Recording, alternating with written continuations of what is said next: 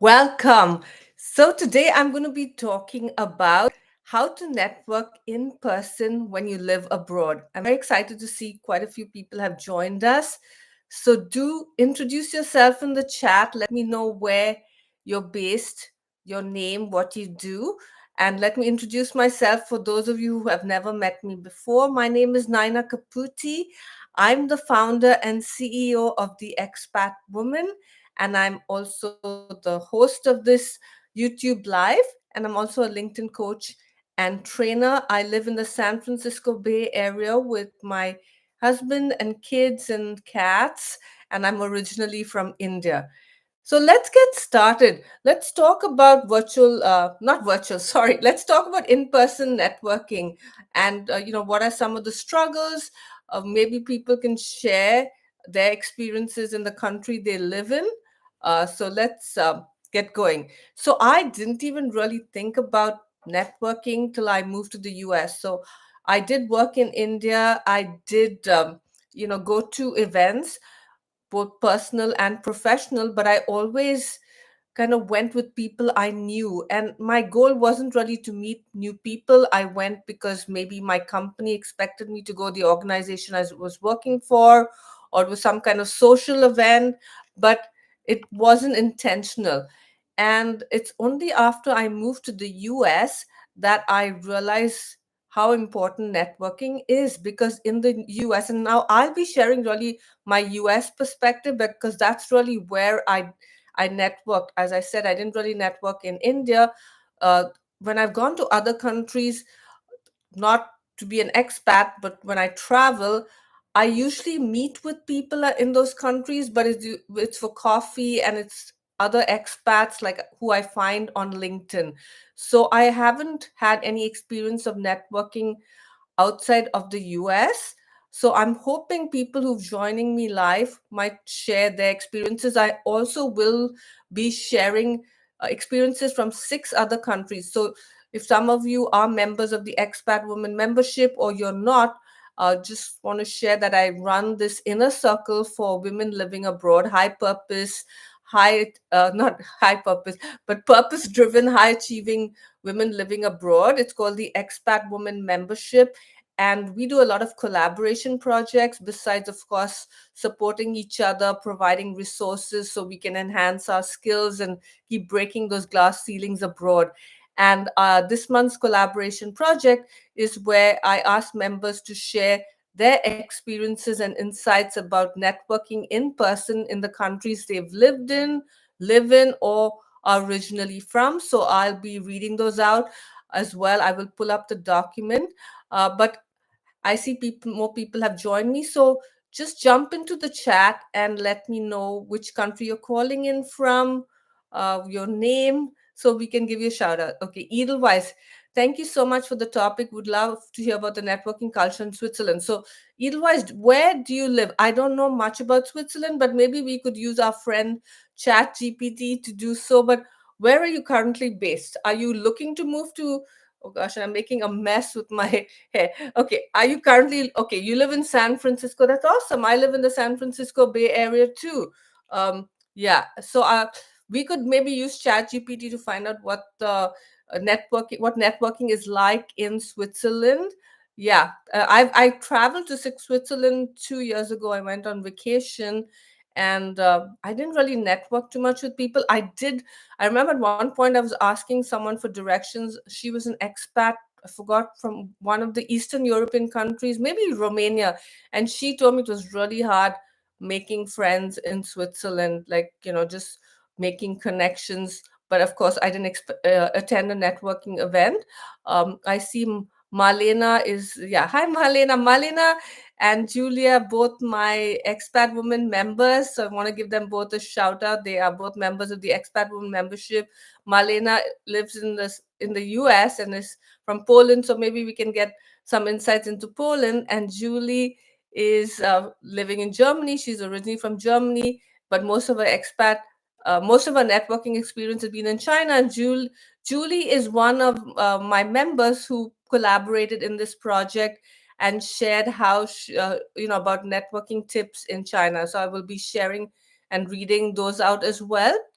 And Edelweiss said, my spouse is from there, and we have a good network of friends now looking to return. Oh, fantastic. Where in Switzerland, Edelweiss, are you looking? Is your spouse from? My husband is actually, his mother is Swiss French.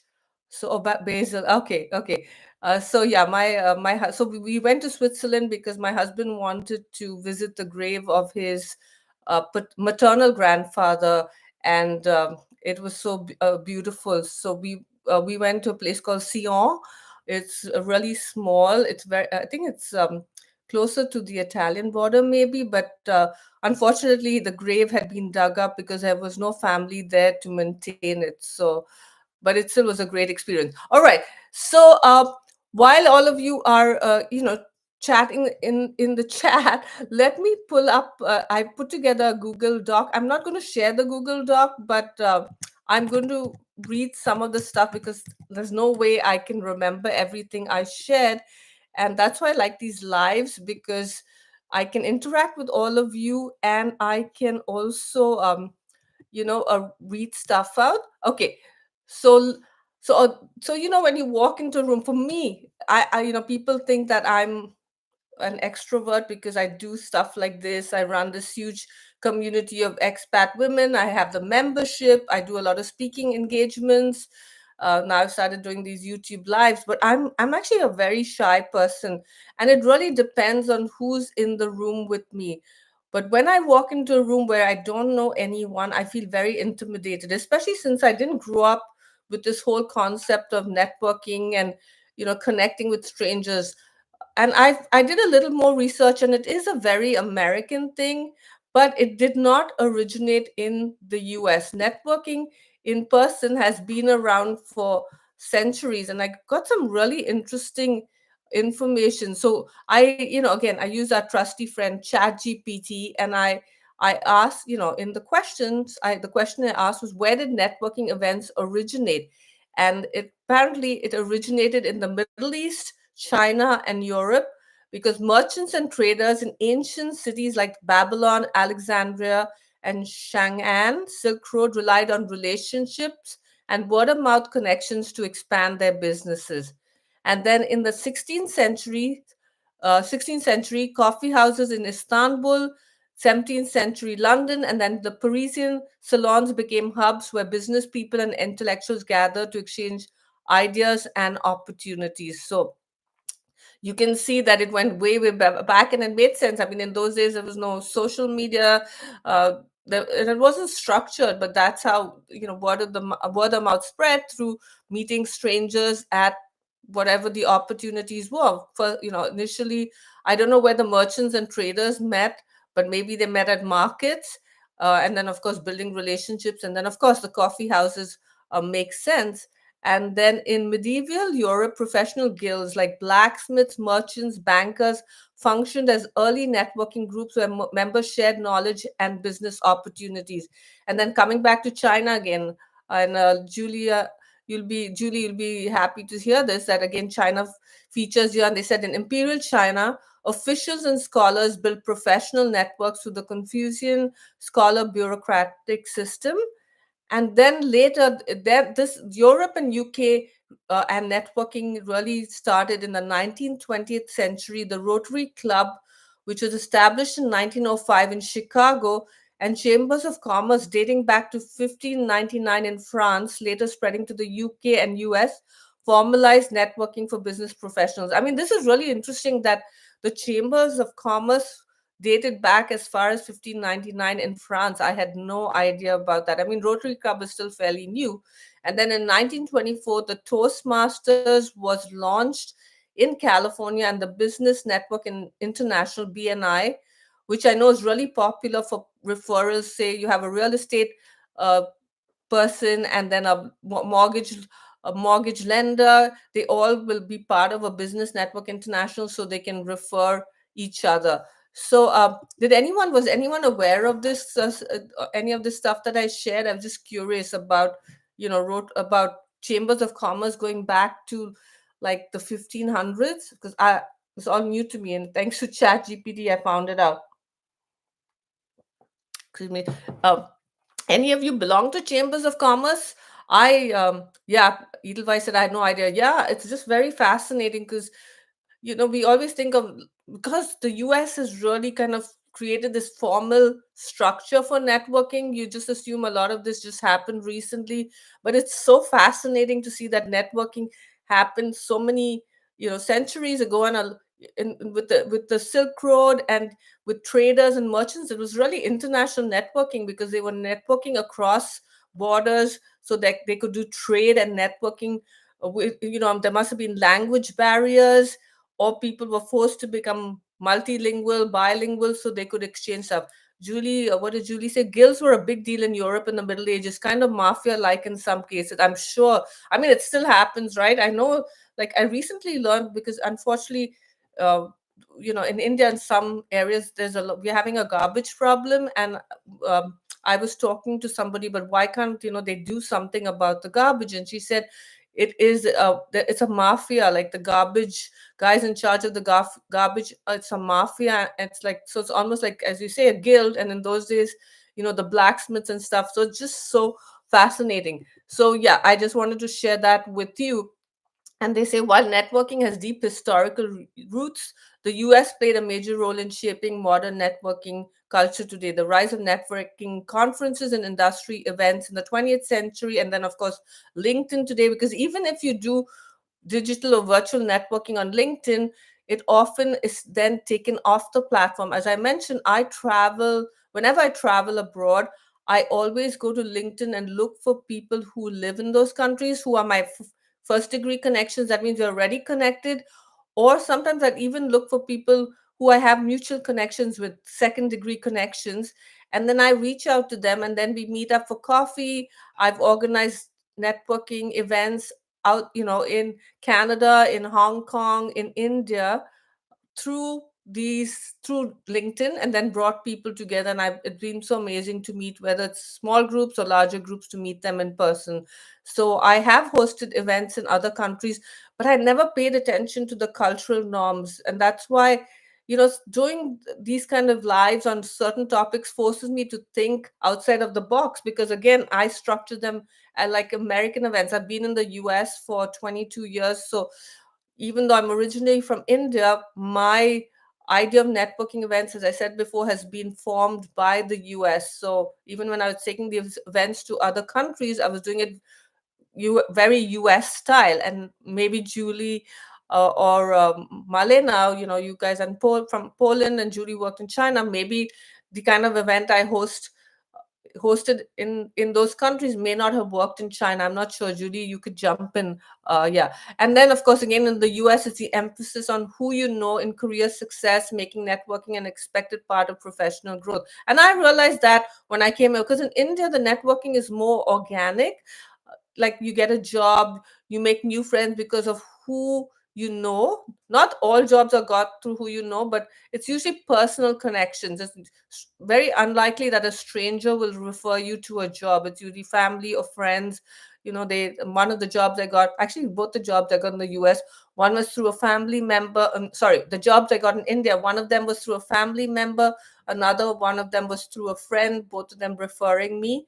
It worked. But when I came to the US and I was looking for jobs, I realized how hard it was, because again, here it's referrals, but strangers can refer you. And that's when I tapped into networking and building my network.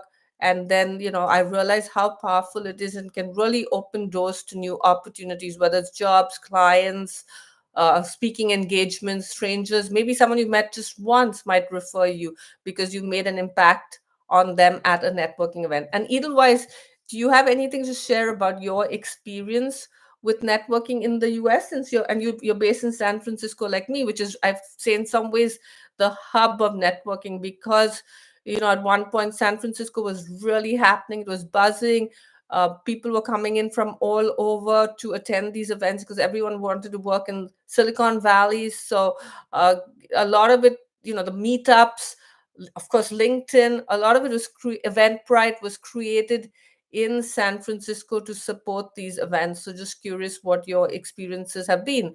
And the reason why I decided to also do this topic, just not to talk about networking, but also I realized in my case, I had the advantage when I moved to the US that I spoke English already. So I did not struggle with having to network. I didn't have language barriers. And I had to learn some of the cultural norms, like making direct eye contact, shaking hands, doing the hug when you've met someone before, or even after you met someone for the first time, you give them a hug.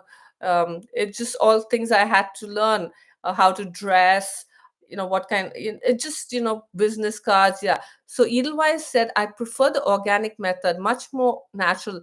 I've been trying to network on LinkedIn, but it's so difficult. I'm also an introvert.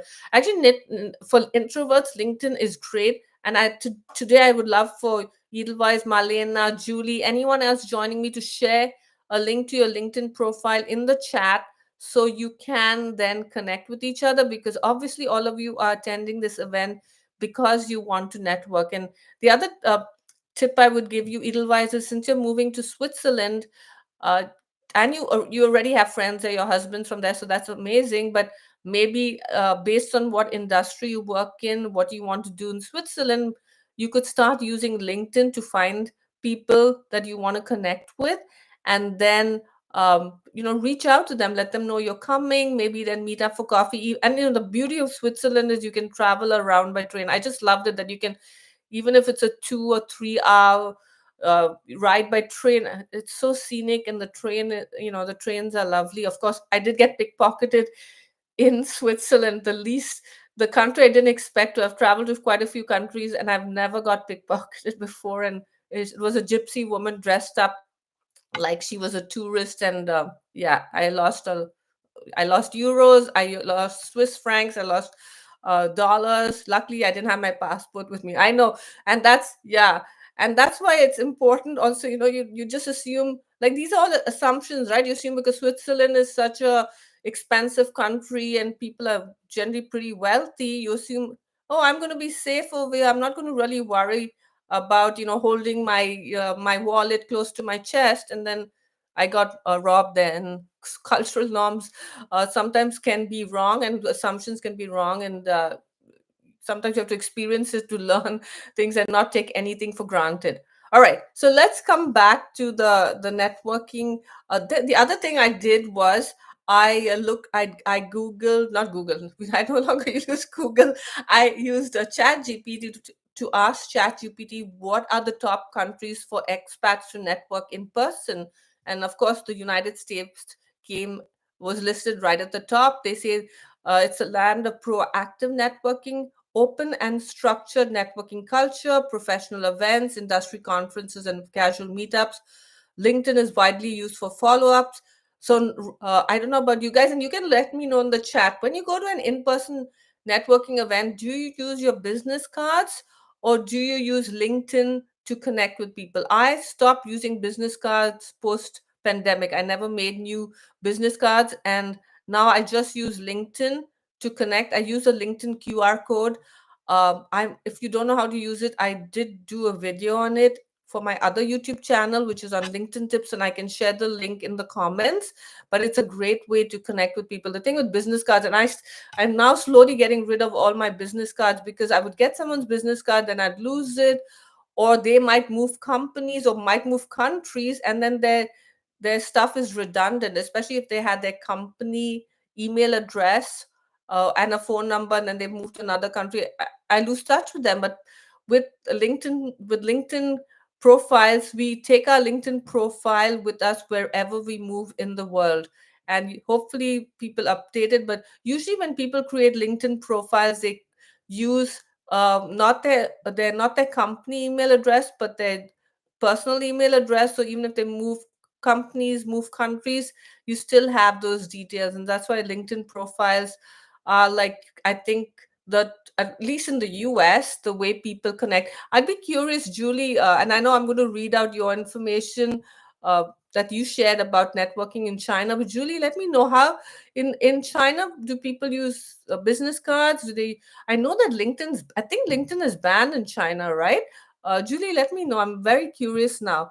But coming back to yeah, so and then another the reason why the US is ranked as one of the top countries for expats to network in, because people expect direct introductions. They're not afraid to introduce themselves. So that's another thing that, especially for us introverts, and Edelweiss maybe agree with that, that sometimes it's really hard to go up to someone. I don't mind if the person's alone, but when there's a little group already formed and then there's no one to talk to at that networking event and no one's including you in the group, it's so hard to go up to the group and then introduce yourself. And in my case, if it's a very it's everyone there is kind of American, I'm the only foreigner, then it's like I feel even more, it's even harder for me to go and break into the group and introduce myself.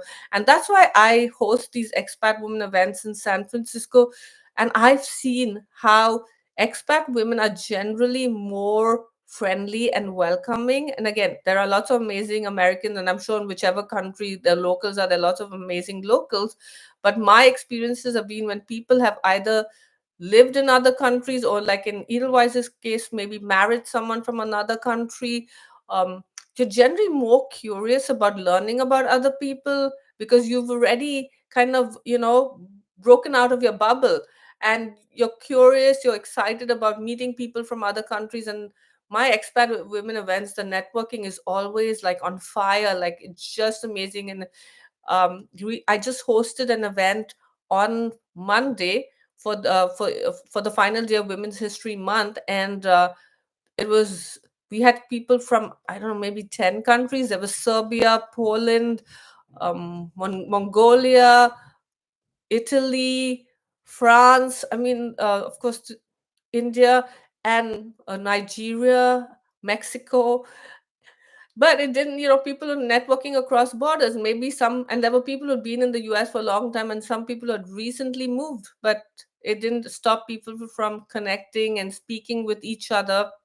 And that is the beauty of maybe networking in expat groups. Julie, again, I'm going to ask you that question, and anyone else, like when you were in China, Julie, did you find it easy when you networked in expat groups? Were they welcoming? Were people very friendly? Uh, you know, uh, Compared to maybe networking in a group with only locals? Let me know in the chat. So Julie said, yes, business cards are alive and well in China, either physical or virtual one. All right, thanks for sharing that, Julie, about the virtual ones. Yes, that's also become really popular for people who, and again, not everyone's on LinkedIn. And it depends on the professions. Like I live in the East Bay, about 29 miles from San Francisco, and when I go to Chamber of Commerce events and hear them, it's, even though we're only 29 miles away, I find it's different. The networking is different. San Francisco has a different vibe compared to some of the suburbs, and people do have business cards or virtual cards. In China, it looks like they use WeChat. I forgot what people use here, but yeah, now people are using their virtual cards. People even have some kind of QR code, and you scan it, and then it pulls up their business card. So yeah, that's interesting. Malina, yeah, thank you. Malina came to my event on Monday. Malina has been a member of the Expat Women membership for a month now, and it was so lovely to meet her in person. And she came all the way from Sacramento, which I don't know how many miles away it is. 50, 60? Malina, how many hours did it take you? Yeah, so, and I'm curious, Malina, in Poland, and if anyone else has joined us and you don't live in the US, or you live, have, or from a country where you move from another country to another country, just let me know, us know in the chat. Do you use business cards, virtual cards? How do people connect with each other at events? As I said, in San Francisco, it's LinkedIn, mostly LinkedIn QR codes. Very few business cards are used. So maybe at Chamber of Commerce meetings, San Francisco Chamber of Commerce meetings might be a little different, but the events I've attended and events I host, LinkedIn seems to be the top mode of connection. Yeah. Wow. Malina says it took a 100. Sacramento is 100 miles away from San Francisco, and she came all the way for the networking event. And that's the power of commitment and wanting to meet new people, right? And Malina, was it worth it? Was it worth coming to event? Besides so this event that I did on Monday, I partnered with the Polish Professional Women of Silicon Valley, which Malina is a member of. And so she had a lot of her Polish community there, but I was curious if you met with other people as well. Okay. Yeah, she says, of course. Okay, so that's the United States. So the second country, can anyone guess what's the second? Again, this is Chat GPT. This is not me. When I enter top countries for expats to network in person, they ranked US as the top one. Can anyone guess what the second country might be after the US for networking? Uh, Edelweiss says Germany. No, not. And I didn't know any of this. Okay, Edelweiss. So I use ChatGPT. Anyone else want to take a guess? What would be the second top country of to network in after the US? And while you're trying to guess, Marlena said feeling, yeah, it was, yes, Marlena, it was okay. Alisa, nice to see you. We haven't seen you at an event in a long time, but Alisa, I know you're completing your book or you've completed it. So congratulations. That's why you've been missing in action. You're right. The second country is Canada. So Canada has been listed as the second top country for expats to network in, friendly and inclusive network, many networking events designed for newcomers and expats. People are approachable but may take time to build deep connections. Networking in social settings, coffee chats, business lunches is common. Volunteering is a great way to expand your network. And that's the yeah, and that's the experience I had when I hosted this event, networking event in Canada. It was not just an it was an expat woman event for Canadian entrepreneurs who are expats. And I was so impressed with how friendly people were. It was one of the most diverse events I've ever hosted. There were so many different countries represented, more diverse than the events I've hosted in San Francisco. So it was just amazing, and people were really friendly. It had an even better vibe. And I love my San Francisco expat woman events, but this was like because I didn't know anyone. I didn't know a single person at that event before I hosted the event. I knew some of them on LinkedIn, but when I left, it was like, wow, I've made so many new friends. I've never hosted an event where everyone was a stranger. Like my expat woman events in San Francisco, there's always people I've known because I've been hosting these for over 10 years. So yes, so Canada. So Canada is the second one. Anyone want to guess what the third one is?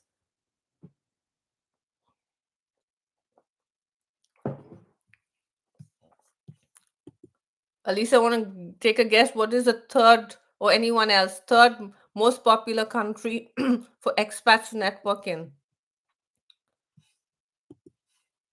Okay, I know sometimes there's a little lag in the chat, so I'm just going to read it out. It's Australia. It's casual yet effective networking, a mix of formal business networking and relaxed social settings. Business relationships often start in social settings. Meetup groups and industry events are popular, and their tip is be open to social networking. Many business deals start over drinks or barbecues, and maybe even over coffee. I went to one Australian networking event by the Australian Chamber of Commerce here in San Francisco, and it was at a coffee shop. I think it's called the White Flat. The coffee. I went to Australia last year for the first time, and I didn't drink coffee then. Then I come back to San Francisco, and I go to an Australian coffee shop, and that's where I try their coffee. Julie says definitely not Germany. I'm checking because actually, so Edelweiss said Germany was she mentioned Germany as a second. She thought Germany might be the second most popular country. Maybe Edelweiss, do you want to share why maybe you thought because Julie's originally from Germany and she's saying it's definitely not Germany. So I was curious, Edelweiss, why did you think Germany was the second most popular? Maybe you had a positive experience, and I did when I went to Germany again for the first time 2 years ago.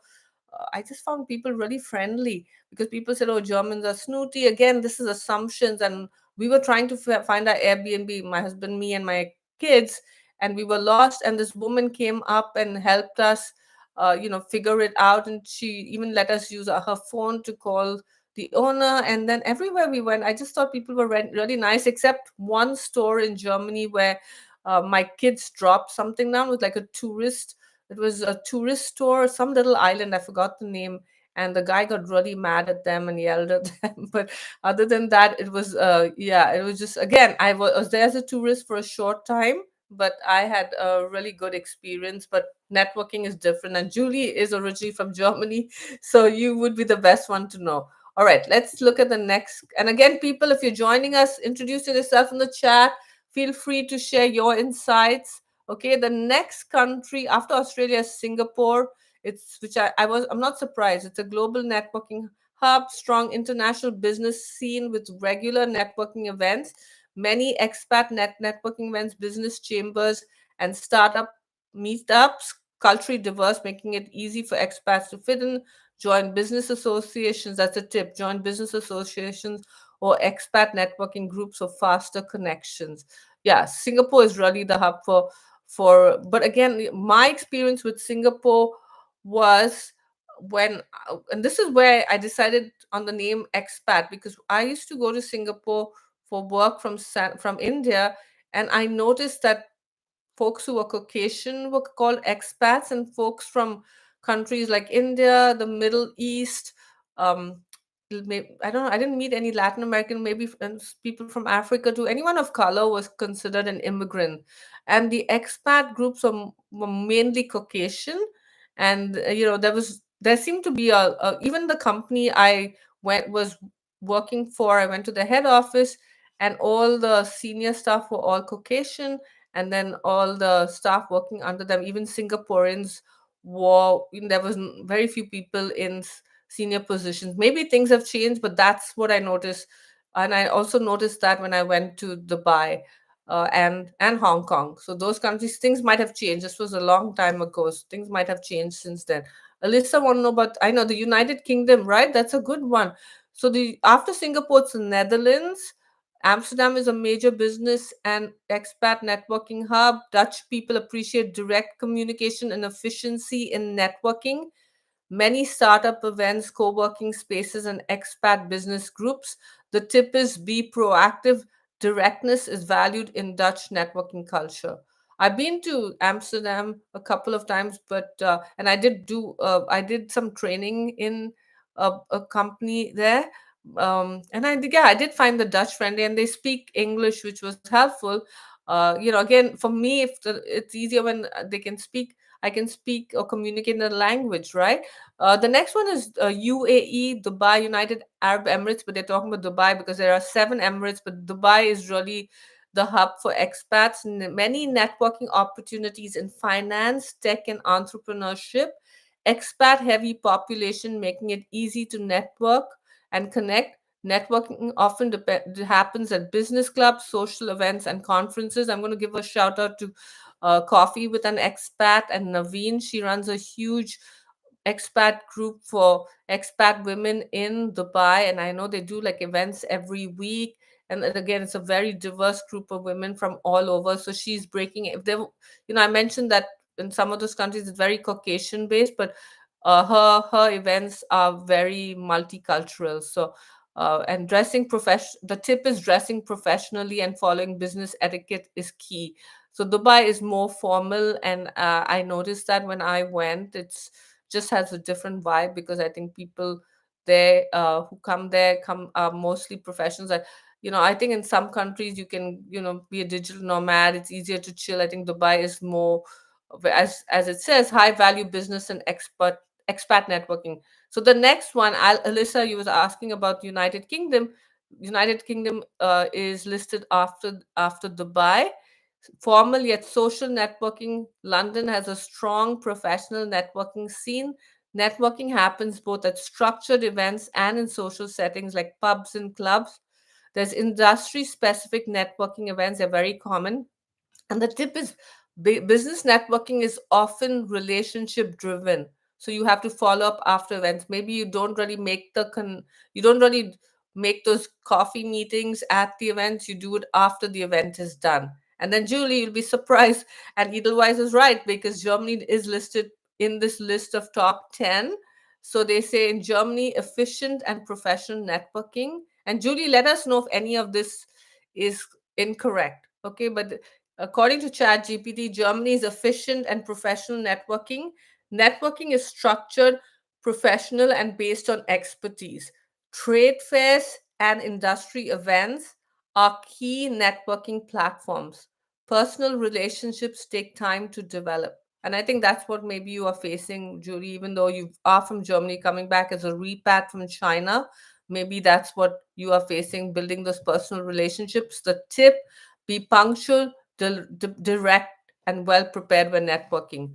So, Julie, do you agree with that? Yeah. Marlena, what do you mean by in Poland is predatory rate too? Can you share what you mean by that? And how do people network in Poland? Do they, when it comes to business cards or LinkedIn, what do they do? Let me know in the chat. Okay. Pretty rare. Oh, so you're saying in Poland networking is pretty rare? All right. Okay, Julie, I was curious about all the stuff I shared about Germany, whether how true it is.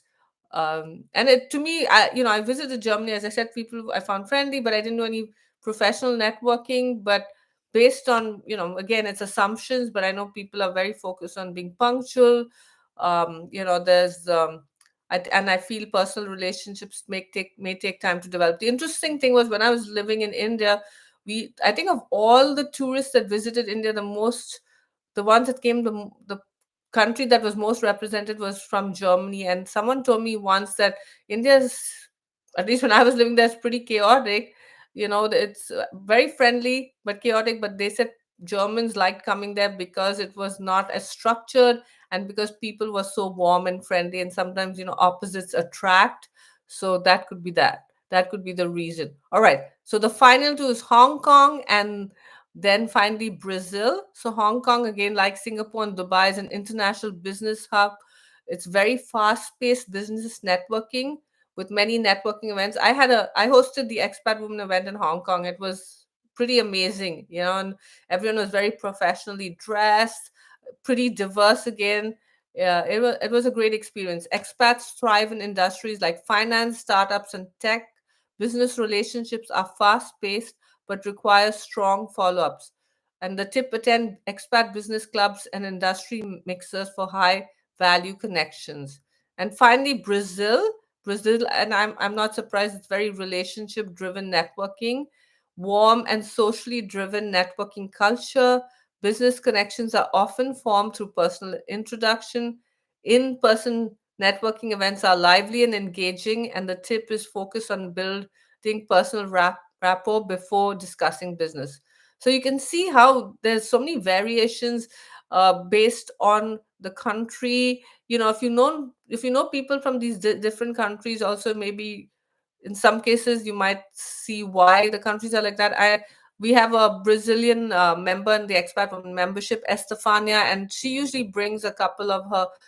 She runs a Brazilian club, and she usually brings a couple of her members to our events, and I can see they're very like warm, and they're I can see, and lively, engaging, and I can see how personal connections come before discussing business. And the honorable mentions that ChatGPT pulled up were France. It says France has a strong networking culture, but trust and relationships take time. Sweden, open networking scene, but expect a balance between formality and casual network. And then Japan is business networking is structured, hierarchical, and based on long-term trust. Anyone have any comments or anything to add? Okay. So then Julie just shared, a friend of mine went to a networking event in London recently. All right. What was the experience like, Julie? Uh, and then Julie says she agrees with our friend ChatGPT when it comes to Germany. Okay. She's talking about now Julie's talking about the networking event that a friend went to net in London. People danced and twerked while networking. I love that. That's really funny. Alyssa, yeah, France wasn't on the main list. It's on the honorable mention. But again, this is ChatGPT's AI.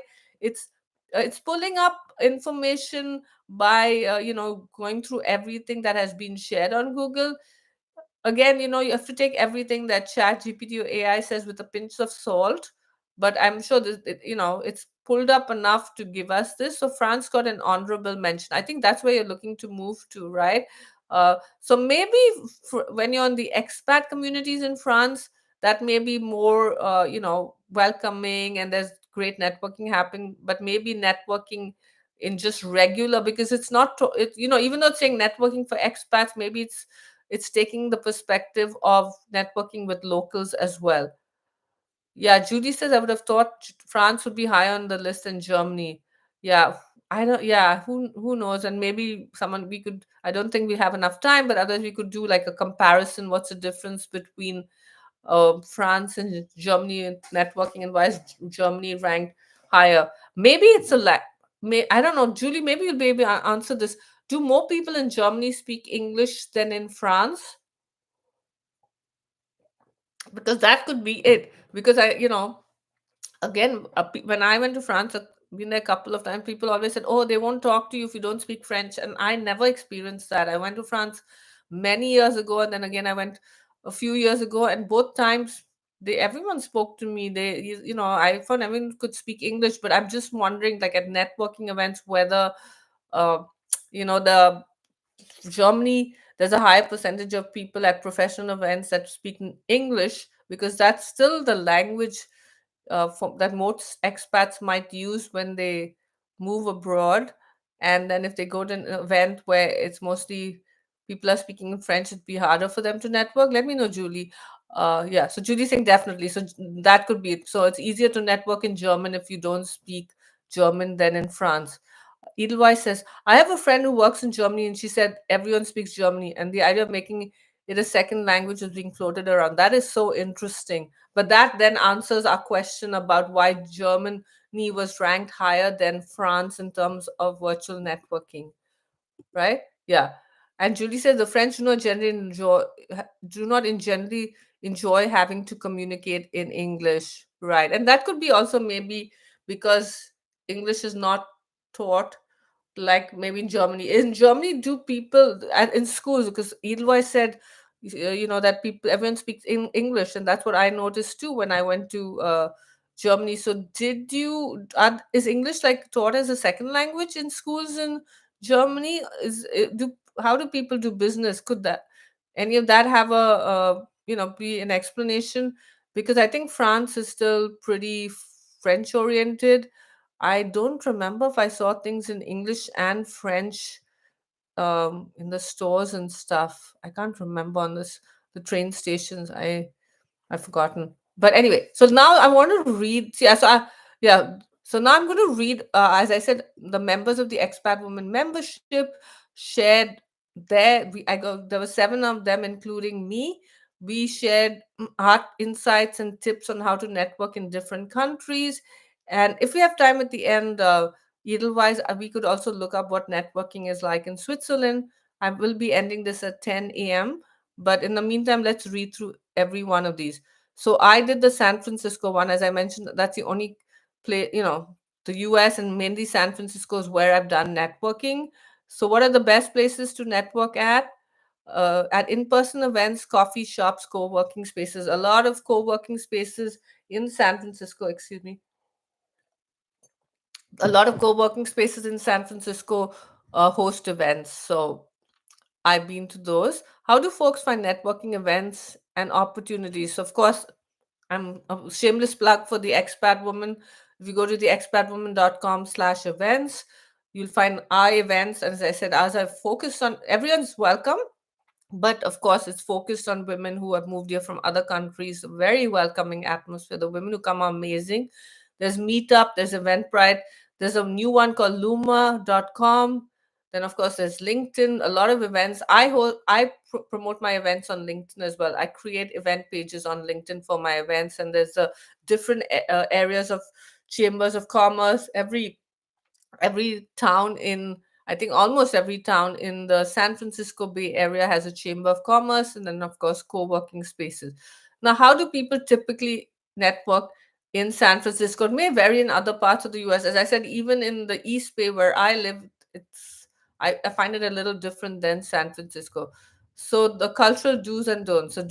Do's are be genuine and proactive, introduce yourself, don't wait for folks to approach you, and ask insightful questions and show interest in others' work and passion. So it's a give and take. It's not just promoting yourself, but asking people questions. And you can offer value, ask questions before asking for favors. Like, sometimes you meet a person and right off the bat, they'll ask you, oh, can you introduce me to someone who can help me find a job? Or get clients for me. Be mindful of time. Many professionals have packed schedules, and I've seen that with my events. People will come only for a short time because they have to finish work, and then they have to leave because they have another event to attend, or they have kids at home, or maybe a virtual meeting. And connect on LinkedIn if you like to have them in your network. A tip I give my guests before an event, whether it's in person or virtual, is because I create event pages on LinkedIn, is connect with people who are attending the event even before the event. And then when you go to the event, whether it's online, in person, you already have those connections. It just makes it so much easier to attend the event, especially if you're an introvert. The don't be overly transactional. Selling them something. Networking in San Francisco is relationship driven. Don't go around the room handing out your business cards. Let me know in the chat how many of you have been to an event where you go and this person just comes around giving everyone their business card. They don't even make time to speak to you. They're just like, how likely are you going to buy from that person or hire them if they've not even built a relationship with them? And then another don't is don't skip follow-ups. Nurture relationships by following up with a message or inviting them to another event. And that's a great strategy that I learned in San Francisco. What people do is they will they'll meet you at an event, and then they might send you a link to another event similar to that. Such a great way to nurture relationships. Or they might even connect you with somebody else who they think you and that person might be great to collaborate on, or learn from each other. And then the another don't is don't ignore casual networking of opportunities. Sometimes someone will say, do you want to just meet up for coffee? And when I first came to the US and people say meet for coffee, it was a little bit, as I said, I never did any networking per se with strangers. It just all happened organically. But now I see the power in meeting someone in person for coffee. Now, sometimes I'll ask them, why do you want to meet for coffee? Because I don't want to meet someone and then they try to sell me something, or, I want to know what the reason is. And it has happened. I met someone for coffee and then they will start promoting their stuff. It's a bit of a, like, you feel a bit of a letdown. You thought they genuinely want to get to know you, and then you realize they want to meet you because they want to sell you something or ask you to promote something. Okay, so that is San Francisco. So next one is from our member Sierra Merritt. She has been living in Mauritius for the last 2 years now. She's back in the US. So she said the best places to network, events, places to network are co-working spaces, embassy events, Mauritius Chamber of Commerce and Industry, Cowdown Arts Center. She's given very specific names. Thank you, Sierra. Ebene Cyber City, Mocha Smart City, Port Louis, and Grand Bay. How do you find networking events and opportunities? Expat.com, Instagram, and Facebook groups. How do people typically network? Any cultural do's and don'ts? So her do's are Mauritians are known for being friendly and approachable, but you should try to push yourself to approach them first for help. So here she's talking about business cards. So obviously in Mauritius they use business cards. Always have a business card ready. Always have a business card ready, and place emphasis on how you're willing to help or make a contribution. Many Mauritians speak English, but you'll get a lot further by using French or Creole if you can. Very interesting. Out of all the social media platforms, Mauritians are the most active in Facebook groups. Further, you should keep Facebook in mind as a powerful resource for networking. This is fascinating. And then check out, she's given a website for official investment opportunities and visa information. And the don'ts are, don't expect quick transitions. Mauritius has a very laid back atmosphere and things typically develop at a gradual pace.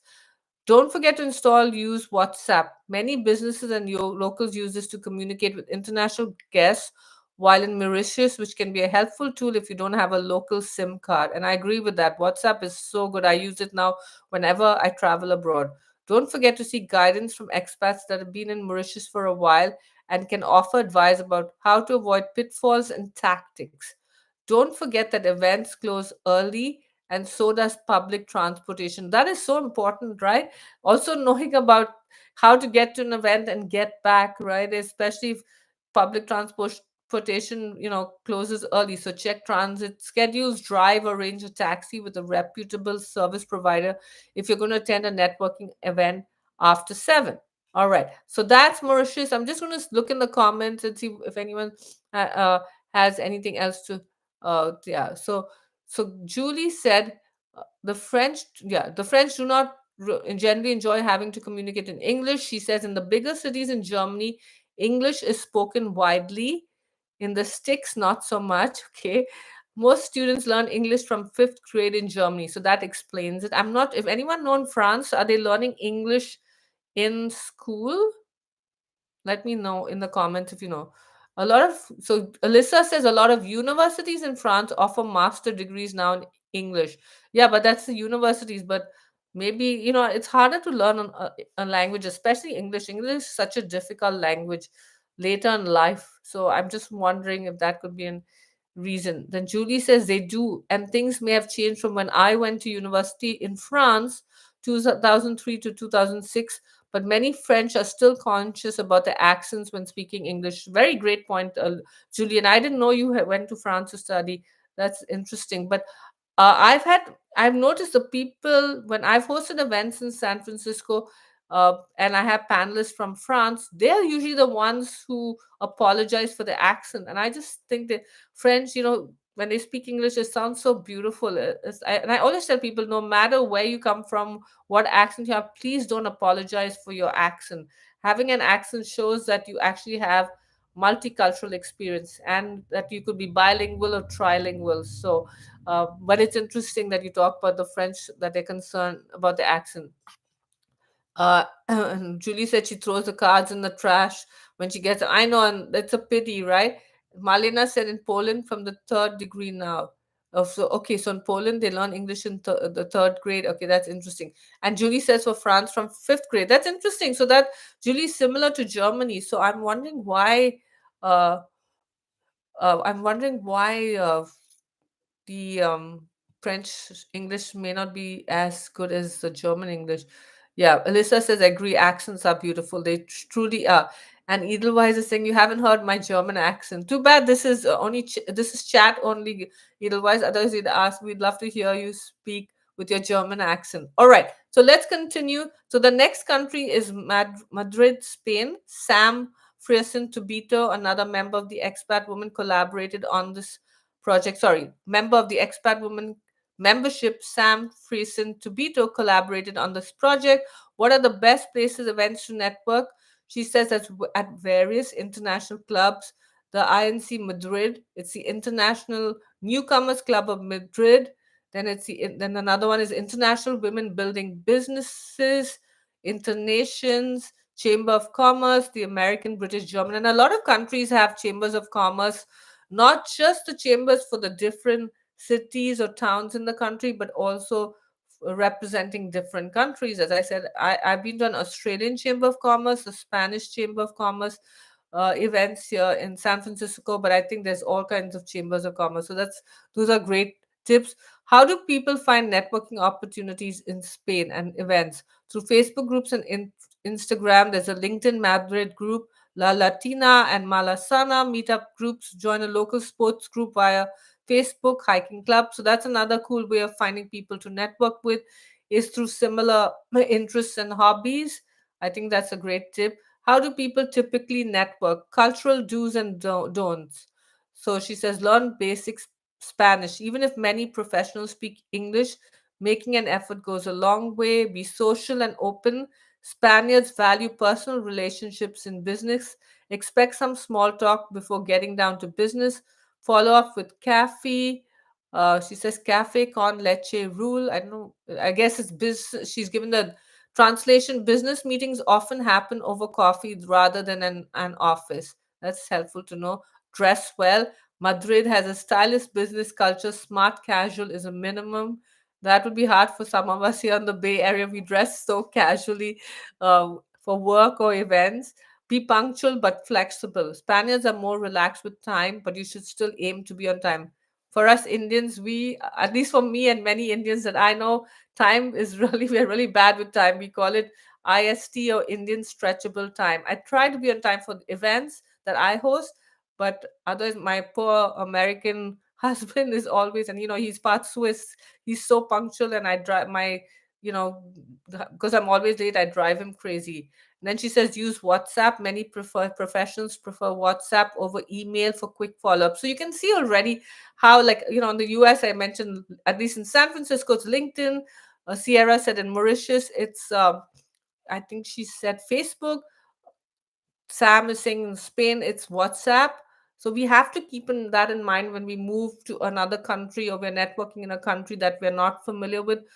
What do people use when they network? How do they communicate? And then her don'ts are, don't go straight to business. Build rapport first. Networking in Spain is about relationships. Don't be too formal. Spanish business culture is professional but warm. Don't ignore local customs. A firm handshake or a light kiss on the cheek for informal settings is common. Don't expect immediate results. Building trust takes time in Madrid's business scene. Don't forget the siesta culture. I love that. Lunches are long, often from 2 to 4 p.m., and some businesses slow down during that time. I thought it was also siesta was like sleeping. So I'm wondering if they also, some companies take like time for people to take a nap. Okay, and then we go on to Brazil. Another member of the Expat Women membership, Estefania Barsante, she shared her tips. What are the best places to network in Brazil? So, happy hours, events for your area of expertise, sports clubs, running clubs, book clubs, courses, any group activity can become a networking opportunity since Brazilians are really open to meet new people, especially in an informal setting.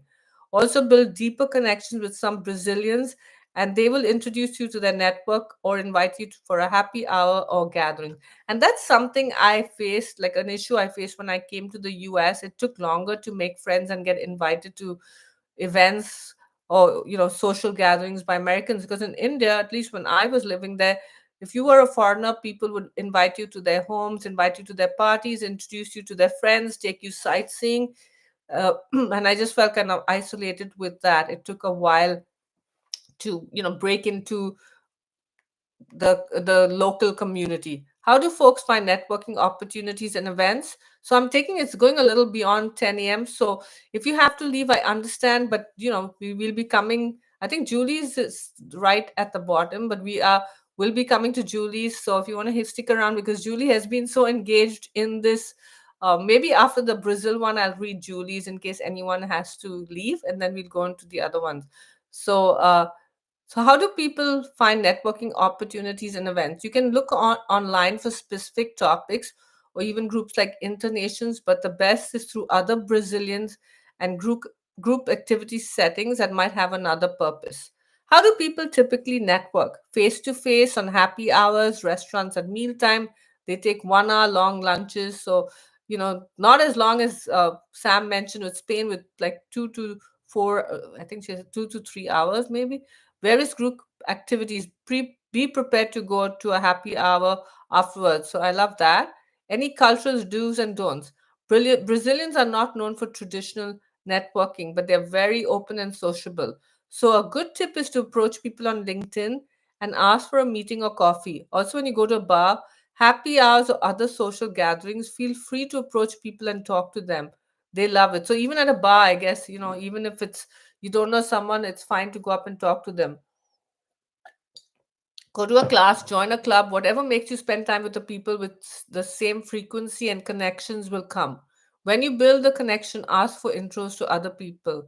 I think maybe that could be used across all countries and cultures. Hey, do you know someone else who likes to do, if you're like in Alyssa's case, she's written a book. Do you know other people who enjoy reading or go to book clubs, like have written a book, so maybe that helps. Always say yes to their invitations. A beer after class, an acai after running. Even a lunch during a weekend can be a networking opportunity. Great tips. And the don'ts. Don't be transactional, distant, or cold. Brazilians are very warm and they appreciate relationship building. Don't meet them once and forget. All right, let's go to Julie's, who Julie lived in China for many years as an expat. So she says, what are the best places, events to network? She says in China, I hope I'm pronouncing this correctly, Ganzai connections are everything. Can you explain in the chat, if you're still there, Julie, what is Ganzai? Guanxi? What do you mean? Oh, it means connections. I see. That's why you wrote connections. And Yeah, so in China, connections are everything, and any setting is used to network. Official networking events are organized by the various countries' chambers. So again, chambers of commerce, by embassies, by business clubs. But any social interaction will also be a networking opportunity. How do people find networking opportunities and events? So again, WeChat groups.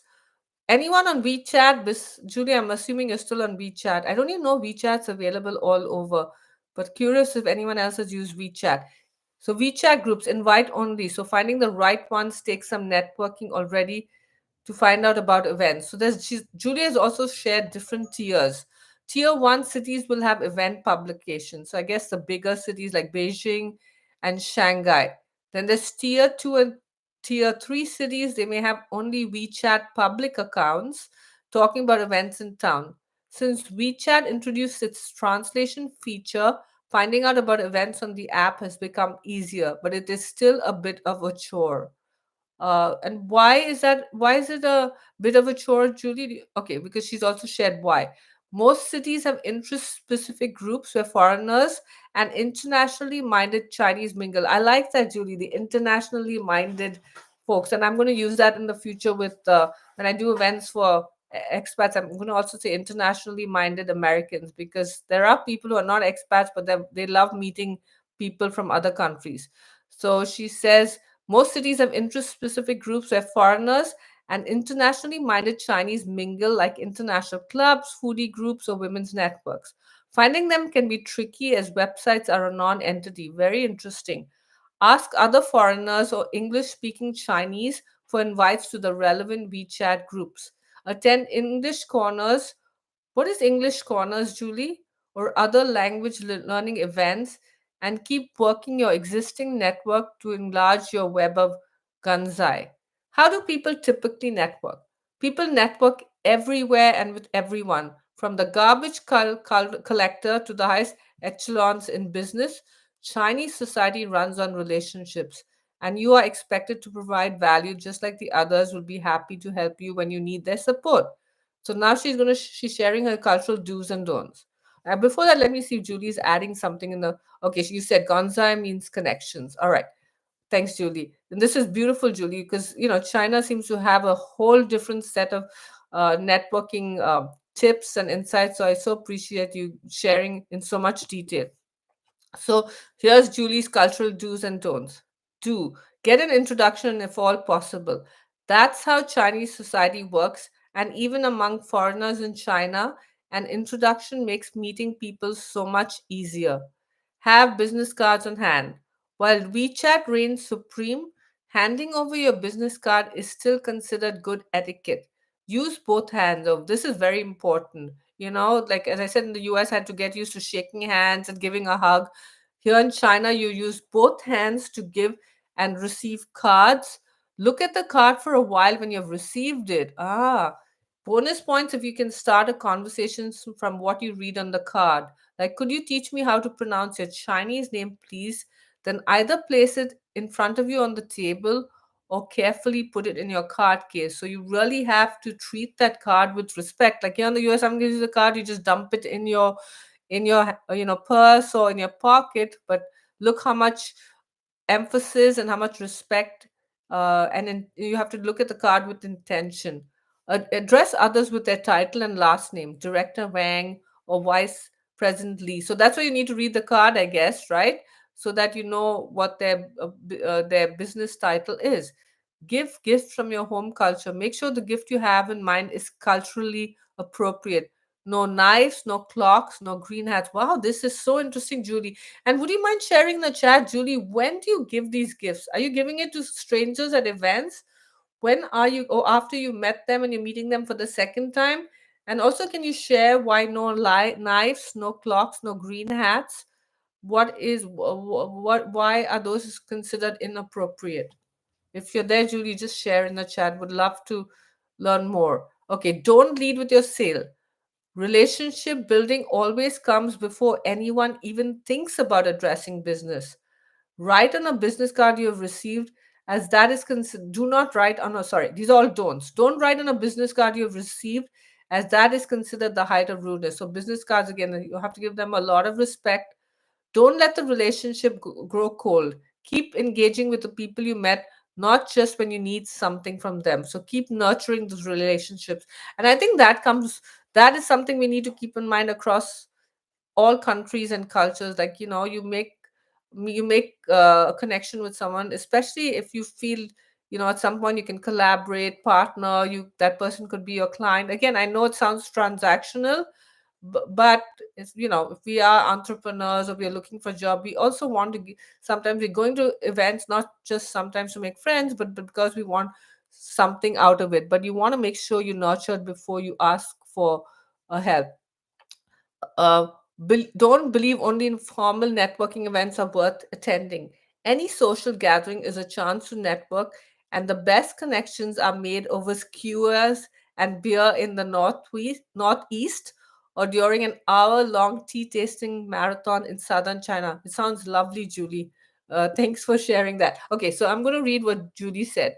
So Julie said, English corners are for learning English. You meet and discuss a topic in English. How interesting. She says it's like Toastmasters, but with discussions, not speeches. I think that's better. I find the Toastmaster, like the structure, sometimes a little scary. So Julie says when you give gifts, you give them not the first time you meet, but at the second meeting. And she said you shouldn't give things like knives, because knives mean you're cutting the friendship. Gifting a clock sounds similar to funeral. Oh, so big no no. What about green hats, Julie? I'm really curious about that one. And while you're typing that, I'll read the last two that were shared with us. One was from Monisha about networking in Japan, in Tokyo, Japan. So she says, what are the best places, events to network? With expat women in mind, I would suggest the following: Internations Tokyo and Yokohama Women's Meetups, ACCJ Women in Business Committee, School Communities, Women Business Networking Japan. It's a Facebook group. She says Tokyo co-working spaces with women focused events. How do people find networking opportunities and events in Japan? Facebook groups, Meetup, LinkedIn events, school communities. See, no one else spoke about school communities. Now, Munisha has a kid going to school in Japan, and so maybe that's how she's met friends, or maybe that's a common thing. And it's true, you can make a network anywhere, right? I did make some connections through neighborhood communities, through buy nothing groups here in the Bay Area, through school communities, to my kids' friends, parents. You also do travel, co-working spaces, word of mouth. How do people typically network? Small gatherings over big networking nights, brunches, mastermind circles, and casual meetups work best. Connecting through mutual friends, introductions carry weight, business card exchange. It's called Meishi Kokan. I'm wondering if their business card, the way, I think it might be similar to China. I know in Japan, when we were there last year and we paid for something, they'll hand you the money or the receipt with both hands. Sometimes they even bow when they give it to you. It's a professional touch, even in casual settings. Social first, business later. Trust comes before deals. Again, sounds similar to China.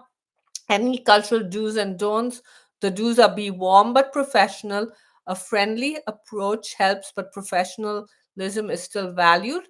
Follow up personally. A quick LinkedIn message or coffee invite helps solidify new connections. Be patient. Building trust takes time, but the relationships you form are worth it.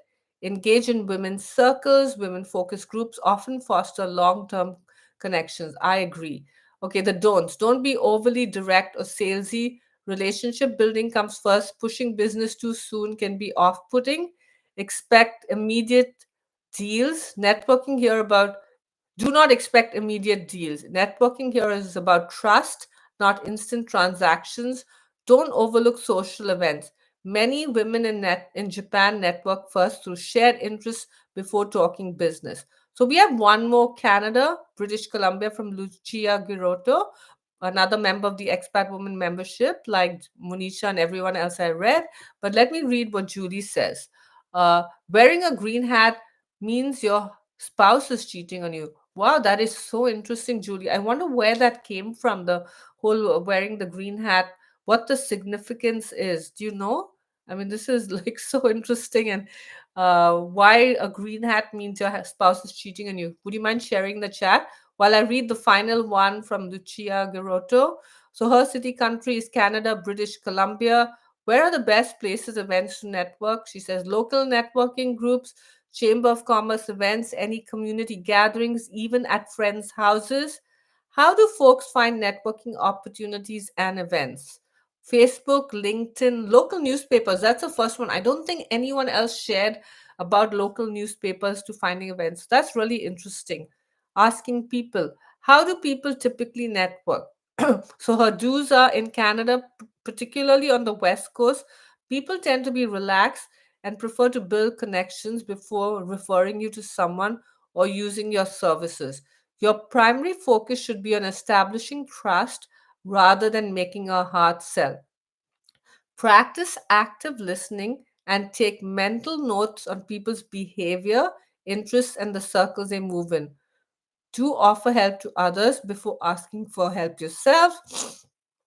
When you first meet someone, explain what you do and the services you offer rather than trying to sell anything. If you need assistance, approach someone you have an established relationship with. You can ask for help with things like a reference letter, the name of a reliable plumber, or job leads. Invite people for coffee, and if a business meeting, request a 20-minute informational interview. That's something I encourage people to do here in the US too.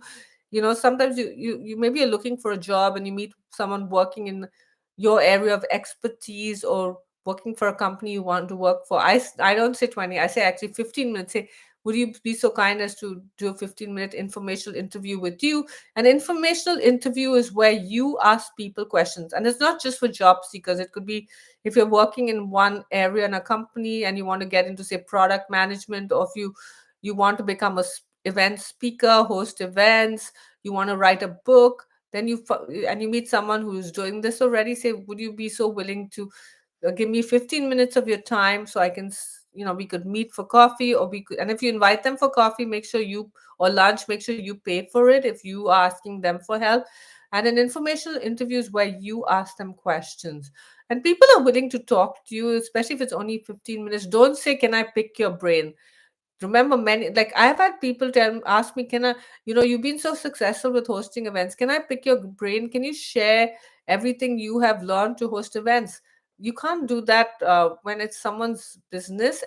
You say, can I, maybe you could do a 15-minute discovery call. But in cases like that, when it's, especially when someone's an entrepreneur or service provider, in that case you have to say, you can't just ask them for 1 hour picking their brain and then getting all their secrets, which they've spent years developing. Instead, you could say, maybe we chat for 15 minutes, a discovery call, and then if I need more information, could I hire you for a coaching session or a consulting session? All right. Anyway, so that I just want to digress a little bit and share about that. So she shared a little more. Lucia shared a little more. She said, this allows you to ask questions. The informational interview allows you to ask questions about their business, services, and the skills they value. It also gives you an opportunity to discuss your own skills and services. Be patient. Building a network doesn't happen overnight. I so agree with that, Lucia. And the don'ts are, don'ts avoid making a hard sell when you first meet someone. And I think everyone has shared that in the countries that they've spoken about. Don't talk exclusively about yourself.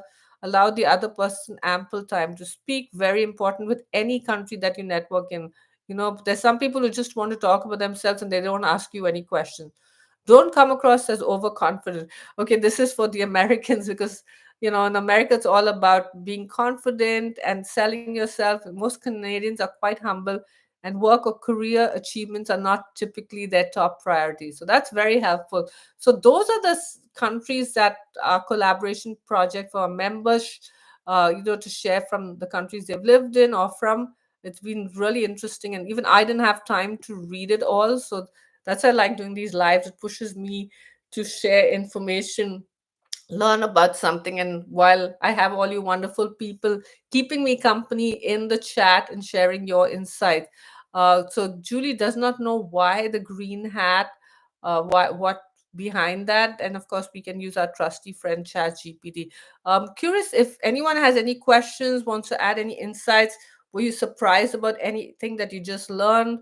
I'm happy to stay on here a few minutes more. It's been so much fun discussing the different kinds of networking do's and don'ts, the cultural norms, learning about how networking originated, etc. I think it's really important to network when you move to another country. Once you know what networking is like in that country, because being alone is very isolating. Virtual networking events are great. With our Expat Women membership, our members are always connecting and communicating because we have a lot of opportunities for our members to connect and support each other. But the tough thing is when you want to also connect with people in your country. You want to meet people in person. It really feeds the soul, and it's very hard when there are different kinds of barriers that can affect that, language barriers, or you being an introvert, you being shy, you not knowing how to find these events. And I think some of the tools and tips we share today hopefully will inspire you. Edelweiss, if you're still here, do you want me to pull up what networking's like in Switzerland? I'm happy, as I said, I'm happy to stay on for a little while more. If you want, if anyone else has any other questions. But I I think when you go, yeah, okay. So Edelweiss wants me to look up the Switzerland, what it's like to network in Switzerland. Uh, Julie has a virtual coffee chat, so I'll have to drop off. Julie, thanks so much for staying so long, and thanks for sharing all that about China. It was really fascinating and interesting, and I appreciate you being here this long. I'm going to pull up Switzerland. First, I'm going to get a sip of water, and then let's learn about Switzerland. Anyone else want me to pull up anything about a specific country? Want to share something in their insights? Let me know. Let me take a sip of water first. All right. Let's get our friend Chat GPT. And this is something, if all of you can do, like using AI to get tips. I mean, you can use Google, but now AI makes it so much easier, and of course YouTube as well. But yeah, and if you're watching this, if you have not subscribed to the Woman YouTube channel, please do. I will be going live at least for this month and next month every Thursday. Not what's today? Yeah, today's Thursday. Every Thursday at 9 a.m. on a different topic focused on expats. So if you subscribe, you get notified every week when I go live, and there's other videos as well.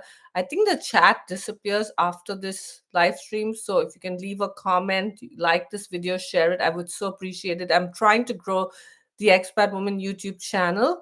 Uh, so that I can do more stuff like this. We show it to more people, of course, monetize it.